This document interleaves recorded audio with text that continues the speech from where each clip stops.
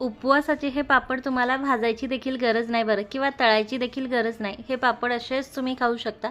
आता तुम्ही म्हणाल की कच्चे खाल्ले तर पोट वगैरे दुखेल, तर तसं अजिबात होत नाही, कारण हे पूर्णपणे शिजवून आपण हे पापड बनवतो आणि हे खायला इतके हलके लागतात ना. खरंच तुम्ही जर एकदा हे बनवाल ना तर प्रत्येक वर्षी नक्कीच बनवा. तसेच फक्त अर्ध्या तासात वर्षभर टिकणारे 200 ते 250 पापड तुम्ही बनवू शकता, तेही खूप कमी खर्चात आणि खूप झटपट. तर लगेच आपण रेसिपी पाहूयात. त्या अगोदर एक छोटीशी विनंती आहे, रेसिपी पूर्ण बघा आणि व्हिडिओ जर आवडला तर प्लीज व्हिडिओला लाईक आणि शेअर करा. लगेच रेसिपीला सुरुवात करूयात. तर हे पापड बनवण्यासाठी आपल्याला 4.5 ते 5 किलो बटाटे घ्यायचे आहे. म्हणजे थोडाफार बटाट्याचा फरक पडला ना तरी काही हरकत नाही. बटाटे आता आपल्याला स्वच्छ धुवून घ्यायचे आहे आणि त्यानंतर यामध्ये पाणी घालून बटाटे आपल्याला व्यवस्थित उकडवून घ्यायचे आहे. बटाटे कच्चे राहता कामा नये.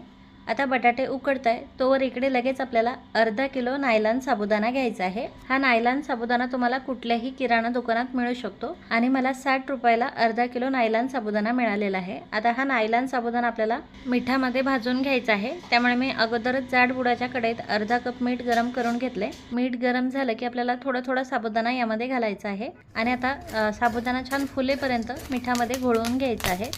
मीठ जर व्यवस्थित गरम झालेलं असेल तर लगेच साबुदाणा पटकन फुलतो. आवाज येत असेल तुम्हाला. साबुदाणा असा व्यवस्थित फुलला की हा आपल्याला मोठ्या झाऱ्यामध्ये काढून घ्यायचा आहे, जेणेकरून फक्त साबुदाणा वरती राहील आणि मीठ खाली गळेल. हा मी आता प्लेटमध्ये काढून घेते आणि आता राहिलेला साबुदाणा देखील आपल्याला असाच भाजून घ्यायचा आहे. अजून एक बॅच मी तुम्हाला भाजून दाखवते. मीठ आपल्याला एकदम प्रॉपर गरम करून घ्यायचं आहे आणि त्यानंतर साबुदाणा घालायचा आहे. म्हणजे अगदी 5 मिनिटातच सगळा साबुदाणा व्यवस्थित भाजला जातो. आता ही शेवटची बॅच होती बरं आपली. तुम्ही पाहू शकाल जास्त साबुदाणा घातलेला आहे मी, तरी देखील एकदम व्यवस्थित फुललेला आहे. हा साबुदाणा मी आता काढून घेते आणि आता आपण हे जे मीठ वापरलेलं आहे ना त्या मिठाचा तुम्ही पुन्हा वापर करू शकता बरं, म्हणजे केक वगैरे बेक करण्यासाठी. सगळा साबुदाणा मी व्यवस्थित भाजून घेतलेला आहे आणि हा खूप छान भाजलेला देखील आहे बरं. खूप छान फुललेला आहे, तुम्ही पाहू शकाल आणि एकदम क्रिस्पी झालेला आहे. असाच साबुदाणा आपल्याला हवा आहे.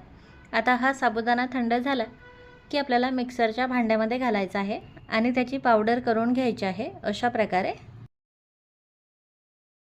आता ही पावडर आपण थोड्या वेळ साईडला ठेवूयात. इकडे आपले बटाटेही व्यवस्थित उकडलेले आहे. आता आपल्याला या बटाट्याचे साल काढून घ्यायचे आहे अशा प्रकारे. बटाटे जर व्यवस्थित उकडलेले असेल तरच साल व्यवस्थित निघतात, नाहीतर साल बटाट्याला चिकटतात. त्यामुळे बटाटे आपल्याला व्यवस्थित उकडवून घ्यायचे आहे. आणि आता बटाट्याचे साल काढून झाले की लगेच इकडे आपल्याला एक पातेलं घ्यायचं आहे. त्यावरती पुरणाची चाळणी ठेवायची आहे आणि त्यामध्ये आता बटाटे घालून ग्लासच्या मदतीने बटाटे आपल्याला असे बारीक करून घ्यायचे आहे.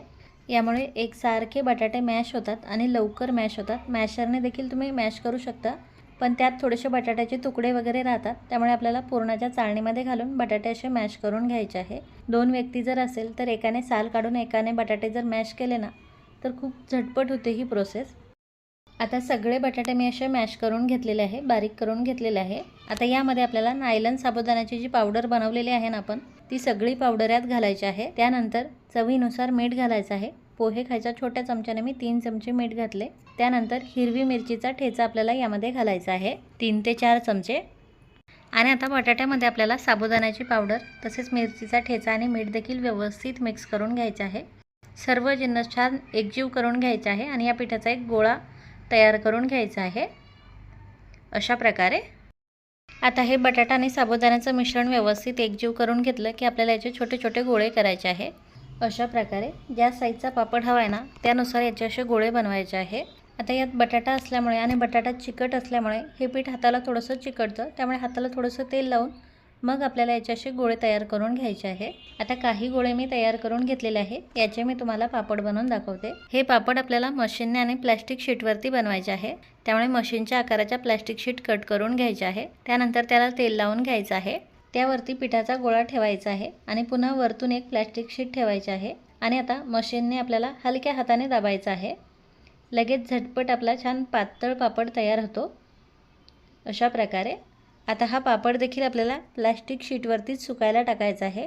हे पापड तुम्ही आता उन्हात सुकायला टाकू शकता किंवा फॅन खाली देखील सुकून घेऊ शकता, लवकर सुकतात. आता अजून एक पापड मी तुम्हाला बनवून दाखवते. पुन्हा आपल्याला 2 प्लॅस्टिक शीटच्या मध्ये पिठाचा गोळा ठेवायचा आहे आणि मशीनने त्याला हलक्या हाताने दाबायचं आहे. लगेच आपला पापड तयार होतो. 2 व्यक्ती जर पापड बनवायला असेल ना, म्हणजे एक पापड टाकायला आणि एक फक्त प्रेस करायला, तर फक्त अर्ध्या तासात आपण 200 ते 250 पापड आरामात बनवू शकतो. किती छान पातळ पापड तयार होत आहे तुम्ही पाहू शकाल. आणि हे पापड आपल्याला पातळच बनवायचे आहे, जास्त जाड बनवायचे नाही आहे.